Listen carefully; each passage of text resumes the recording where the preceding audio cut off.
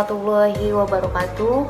Puji syukur kita panjatkan kehadirat Allah Subhanahu wa Ta'ala yang telah melimpahkan rahmat serta hidayatnya kepada kita, sehingga kita masih bisa diberikan kesehatan hingga saat ini.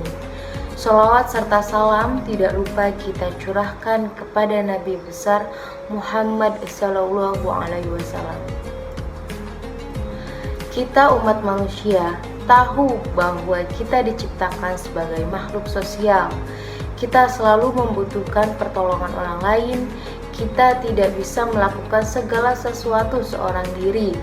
Pasti ada saja campur tangan orang lain, meskipun pertolongannya itu hanya sedikit. Untuk itu, agar segala sesuatunya berjalan lancar dan kita bisa saling tolong-menolong satu sama lain, kita harus menjaga kerukunan antar sesama, baik terhadap saudara, terhadap tetangga, maupun teman. Jangan sampai kita ini terpecah belah hanya karena hal sepele. Contohnya, dengan saudara sendiri, jangan sampai kita ini memiliki rasa dendam atau sampai bermusuhan. Karena sudah dijelaskan pada suatu hadis yang artinya, Nabi bersabda bahwa dibuka beberapa pintu surga setiap hari Senin dan Kamis, maka setiap hamba yang tidak syirik pada Allah akan diampuni, kecuali orang-orang yang dendam. Maka menunggulah kalian malaikat pada hal ini sehingga keduanya berdamai.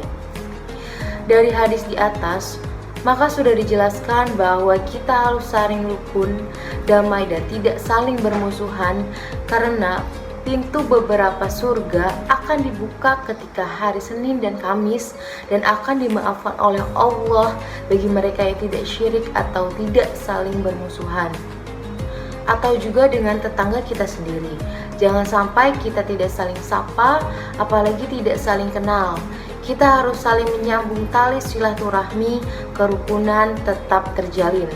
Atau dengan teman sendiri yang saling bermusuhan, tawuran antar pelajar, menggunjing teman, jangan sampai hal itu terjadi. Karena apa? Karena Allah telah menjelaskan dalam Al-Quran pada surat Al-Hujurat ayat 12 yang artinya, wahai orang-orang yang beriman, jauhilah pada persangkaan, karena sebagian dari persangkaan itu adalah dosa, dan janganlah meneliti kesalahan yang menggunjing sebagian dari kalian. Apakah salah seorang dari kalian senang jika memakan daging bangkai saudara kalian sendiri? Maka kalian akan dibenci dengan hal itu. Takutlah kalian pada Allah. Sesungguhnya Allah Maha menerima taubat lagi Maha penyayang.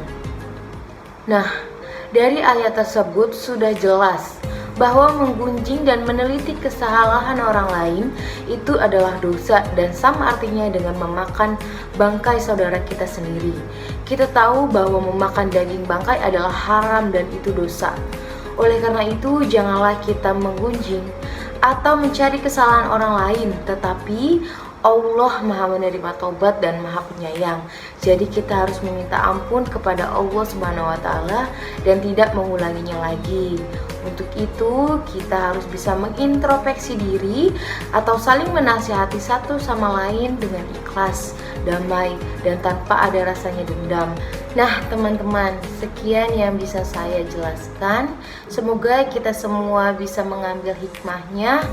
Kurang lebihnya mohon maaf. Wassalamualaikum warahmatullahi wabarakatuh.